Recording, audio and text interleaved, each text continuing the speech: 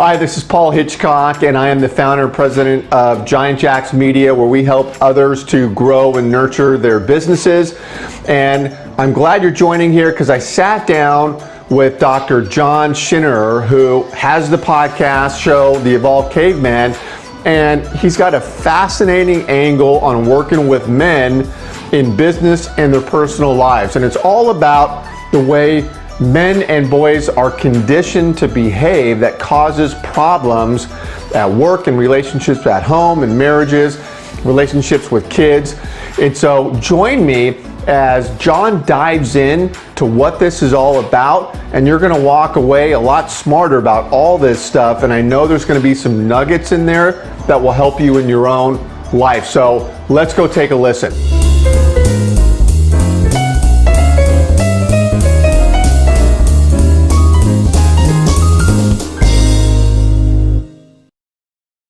Hi, everybody. Thanks for jumping on Giant TV. Glad you could be here. I'm Paul Hitchcock. And if you haven't been here before on this show, it's all about providing value for you.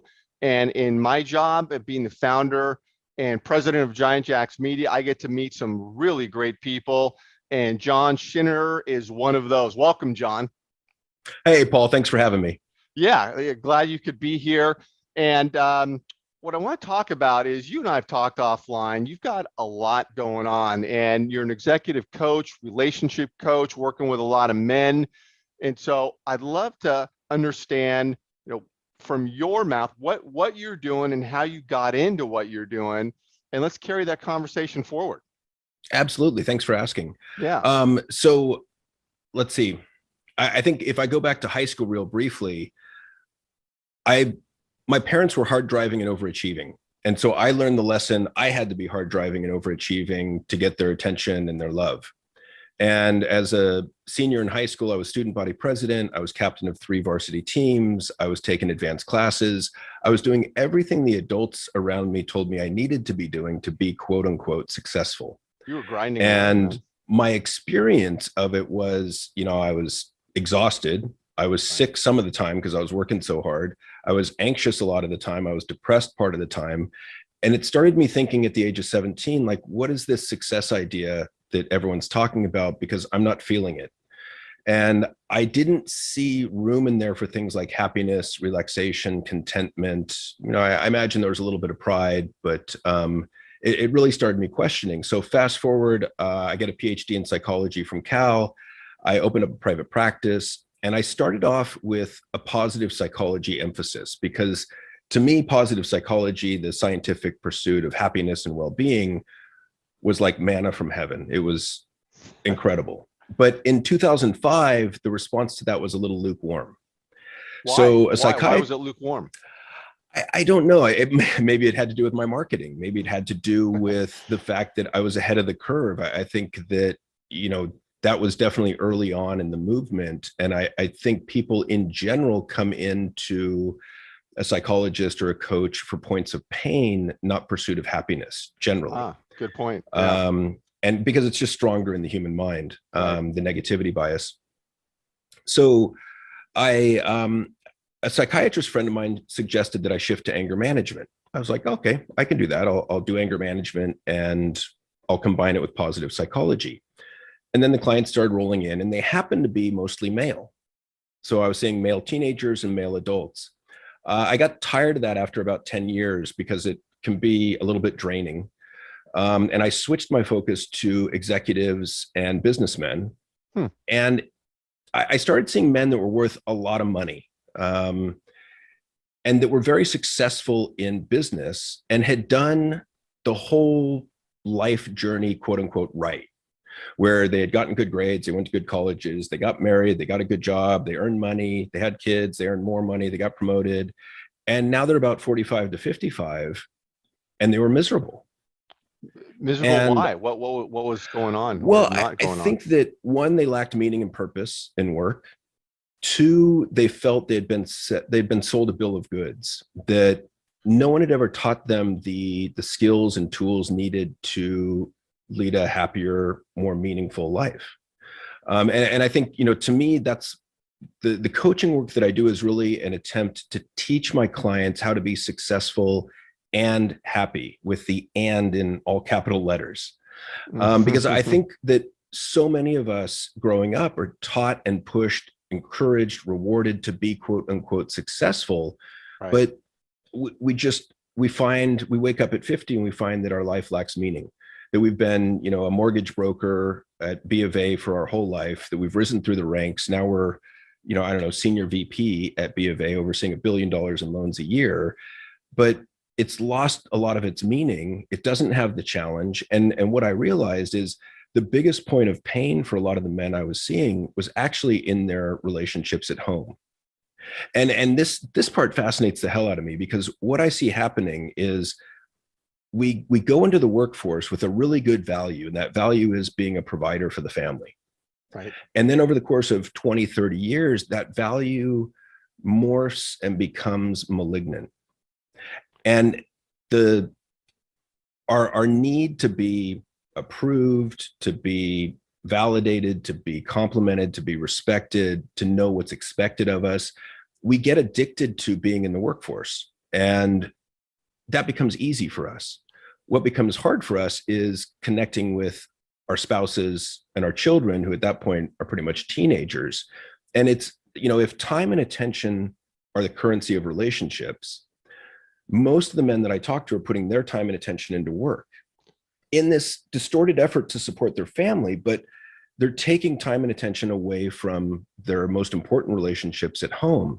And so these relationships at home become, spouse becomes irritated, spouse becomes miserable, complaining. The teenage children are now angry with their father, who's worth, $200 to $400 million, but never had the time to spend with them. So they're resentful of that.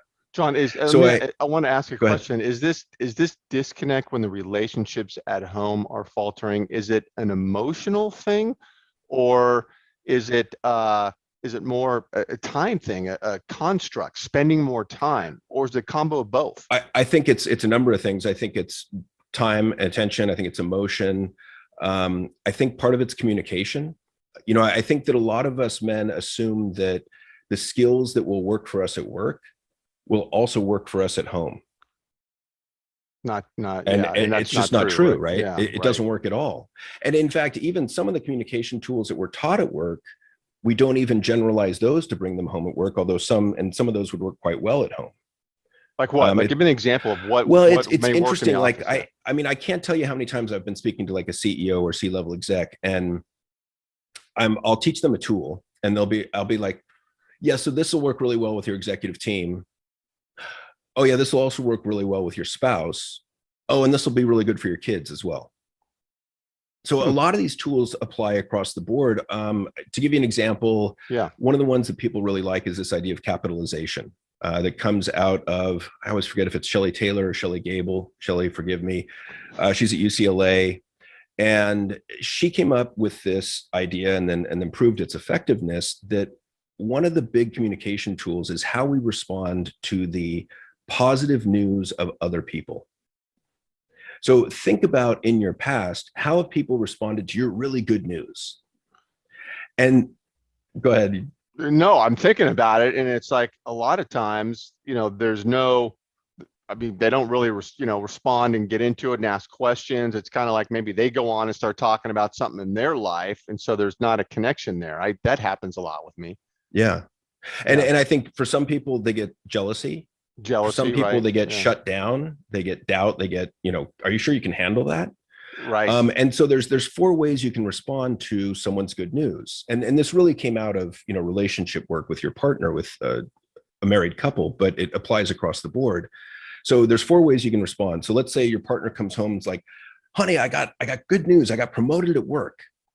So there's the active destructive response, which is kind of a negative emotional response where you kind of tear down that good news. What? Like, are you kidding? Like, you can't deal with the shit that you got on your plate now.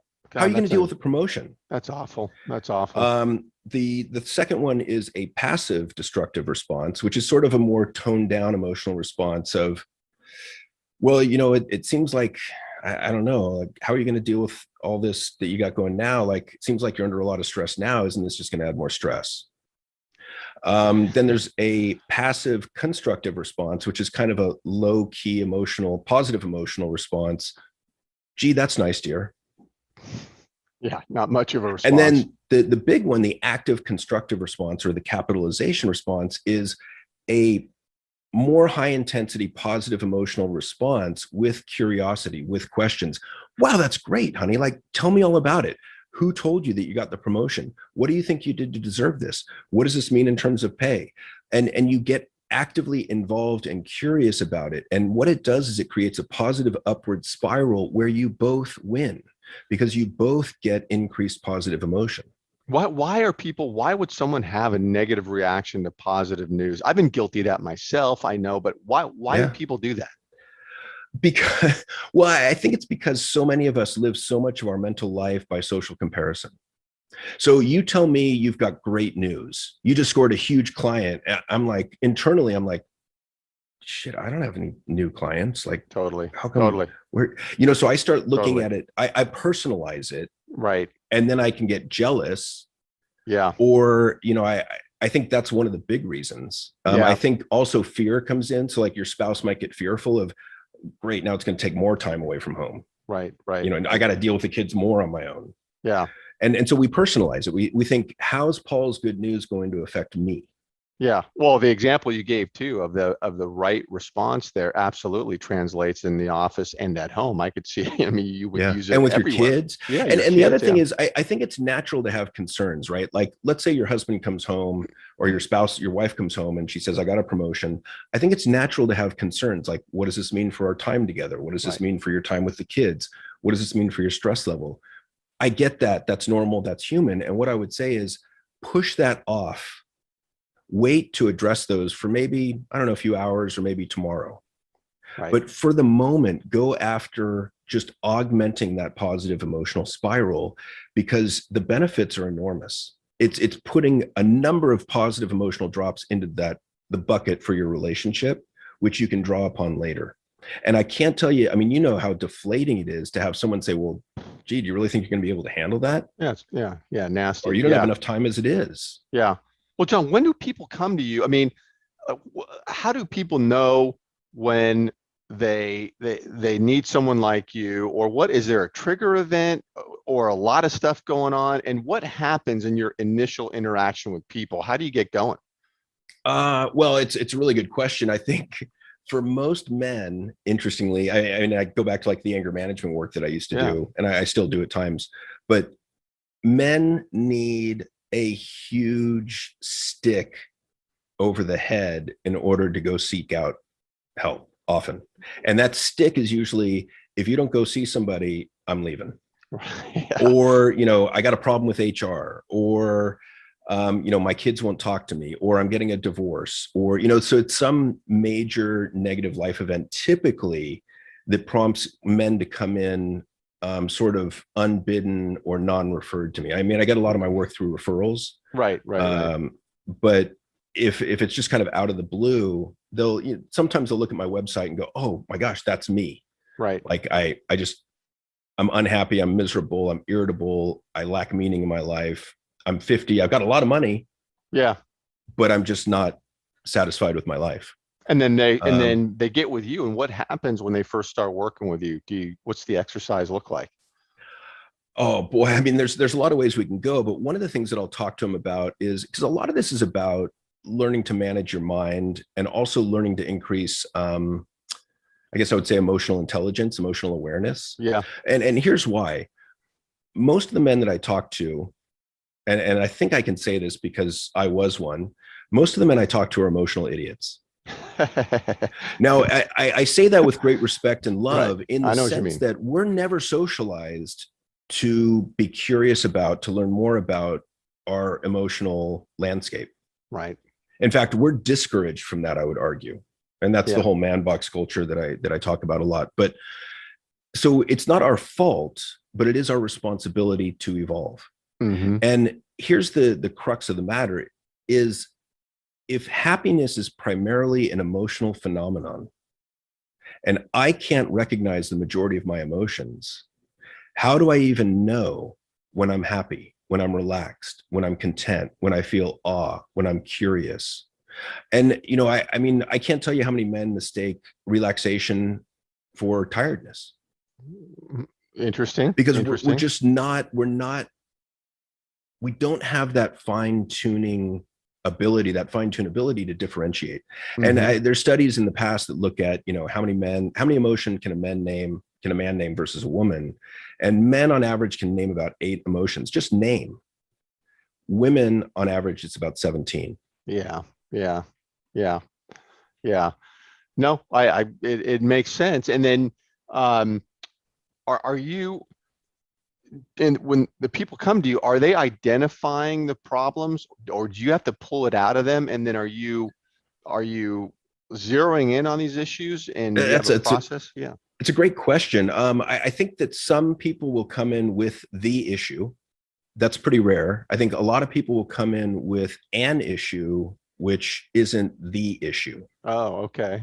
Yeah. So, they'll come in with, thinking I need some help in terms of how I relate to people at work. Right.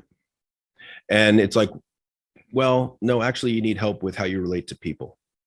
Yeah, everywhere. For instance. Right. And again, not our fault, but it is our responsibility. Yeah.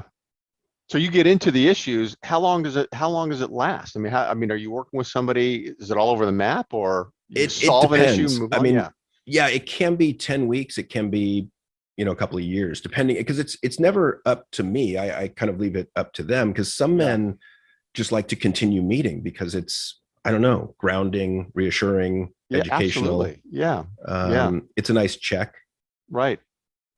Right. No, you and I have talked a lot, and you're a great outlet for, great sounding board, and, our conversation is very easy. So I can understand why somebody sees it as a resource, long term.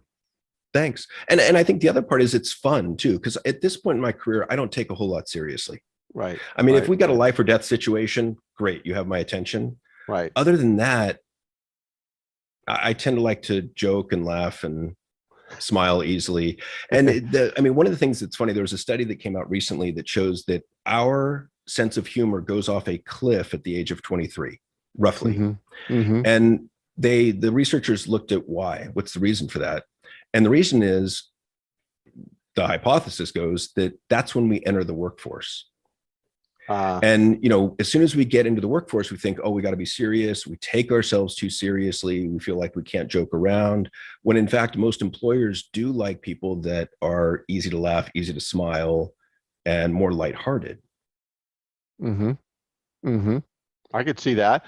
Well, what's interesting to me is when you talk about this whole culture of men fitting into this box, if you don't have your parents as a resource as a kid, I mean, what's your recommendation for parents today to help when the kids are young, so they don't get conditioned to go down this path? I mean, where do you start, and what's advice you give?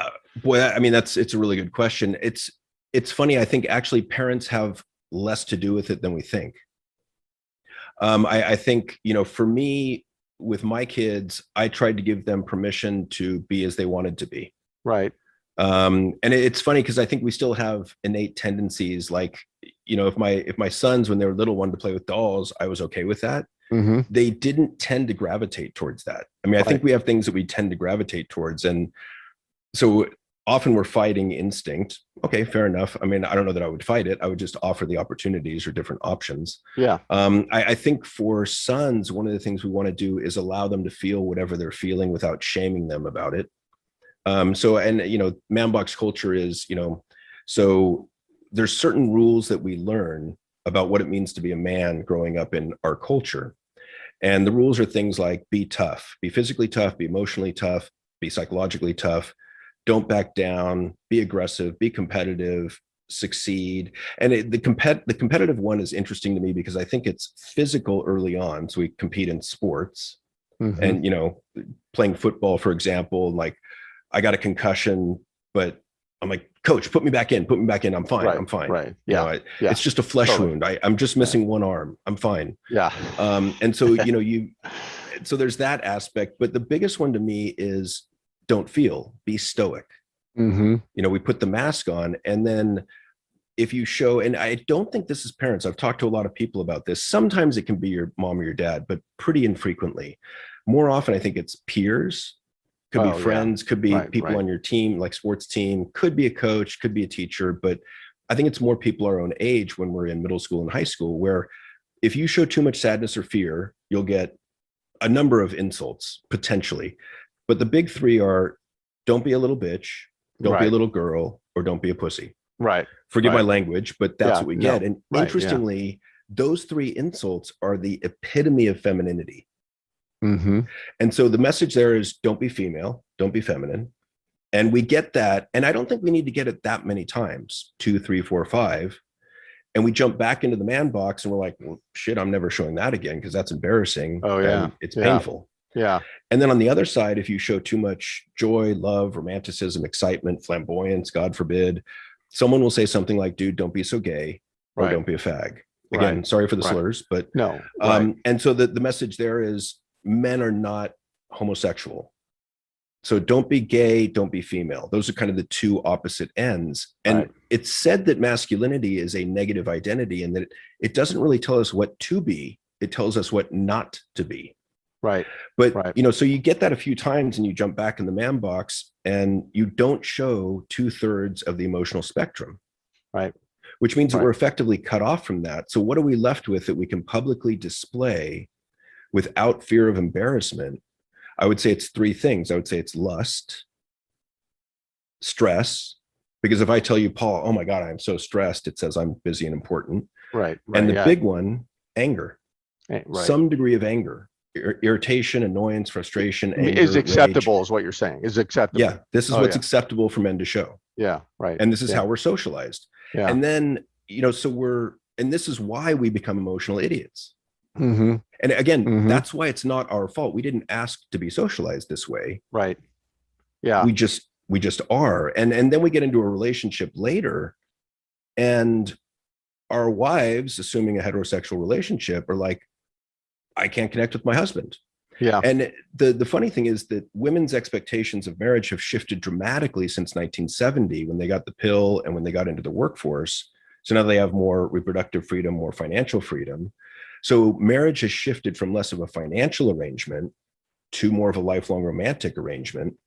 Yeah. And women are looking for men to be more supportive, empathetic, understanding, communicative, and Less we were of a never breadwinner. Yeah, I mean, I think that's still part of it. They still want to provide, or partly, but now it's two income families Yeah. for many of us. But no one ever taught us to be those things. And now women are initiating 75% of divorce in the US. And the biggest complaint I hear is, I can't connect with my husband. Interesting. That's an interesting stat. Yeah. Yeah. And it makes sense, right? I mean, Yeah. It and does. again, not our fault. Yeah. But I would say we need to get better at these skills in order to be happier in our primary relationship, because when that's not going right, the rest of the stuff isn't going right either. Yeah. No. Yeah. When stuff's not going right at home, it's just miserable. It's everything's impacted. Yeah. What when you're working with somebody, do you focus more on the business environment or the home environment, or is it just a blend depending on what's going on? It tends to go back and forth, it seems. Yeah. It's wherever the biggest point of pain is at the moment. Right. But that's one of the things I love about what I do is I'll say, oh yeah, so here's a better way to communicate with your executive team, and let's use this tool here, but also across the board with your Mm-hmm. wife and your kids as well. Mm-hmm. Mm-hmm. Because I do think a lot of the good communication tools or good tools around emotional communication can apply in all contexts. Right. Where are you going from here, John? What's the next 2, 3, 4 years look like for you?